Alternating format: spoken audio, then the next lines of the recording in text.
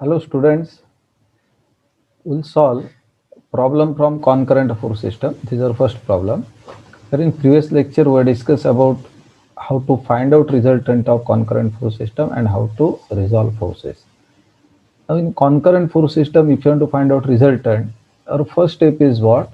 We'll resolve given forces along x and y axis in this case. Now if we'll resolve, the first 22.5 Newton is inclined force and 30 Newton is inclined. That means we'll resolve these two forces where 150 Newton is already acting in vertically upward direction. So this will come into picture in summation of Fy. So any inclined force is given, that one will resolve. But 22.5 is acting in first quadrant and is of pull type. Therefore, its horizontal and vertical components are of pull type. Therefore, horizontal component if will represent, so this component acts in rightward direction and vertical component will get in vertically upward direction. Same thing if we'll represent components of forces which is acting in third quadrant, there will be 30 Newton force. For 30 Newton force, how will get components? Again 30 Newton is away from the body. Therefore, this is away from body means pull type. Therefore, if we'll resolve, horizontal component of 30 Newton will get in leftward direction and vertical component will get in downward direction.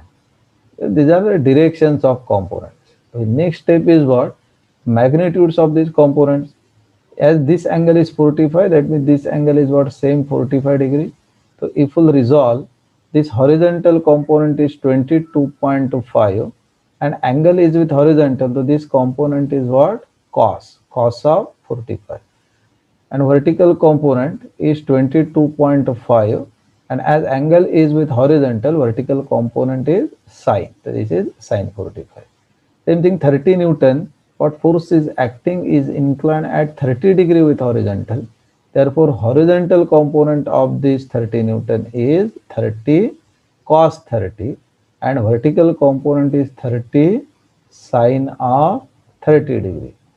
Now, we'll apply our equations and applying equations we'll find out Rx and Ry. Our first equation is what?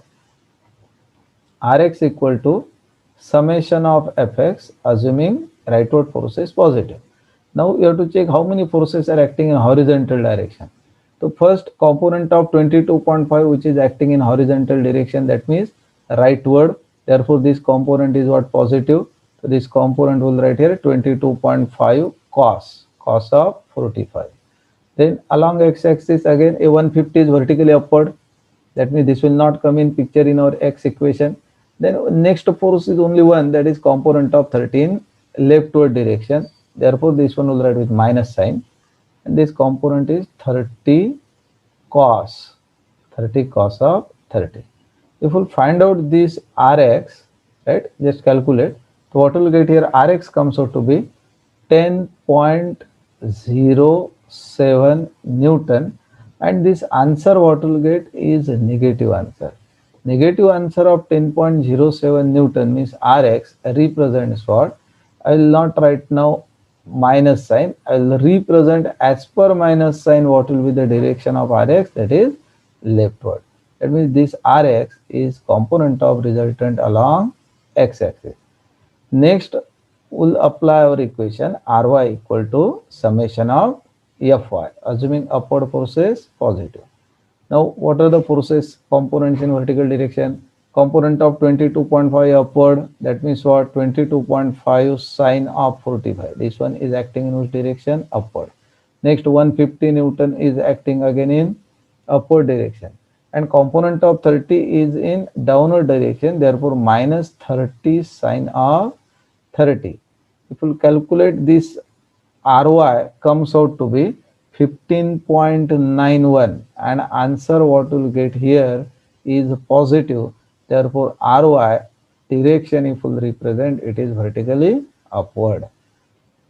The Rx and Ry you are getting. Once you will get this Rx, Ry, these two components, as per the direction what we are getting will represent here Rx and Ry.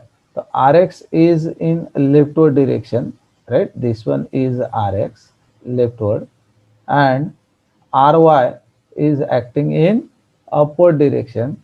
Therefore, from this one will represent what? This one is our Ry. Okay, Rx and Ry. As you are getting Rx and Ry, next step is what? Will represent its resultant. How will get resultant of these two? So this resultant will get in this quadrant where nature will remain same. This is nothing but what? Resultant R. Now, once we'll get this resultant, magnitude of resultant and its direction is important. To find out magnitude and direction of resultant, what we'll do here, first I will represent this is R, this is our Ry, this one is nothing but Rx, and this angle is what? Theta. Magnitude of resultant R will get using Pythagoras theorem, square root of Rx square plus Ry square. Now if we substitute here Rx and Ry value, so this value becomes what? It is Rx is 10.07 and its square.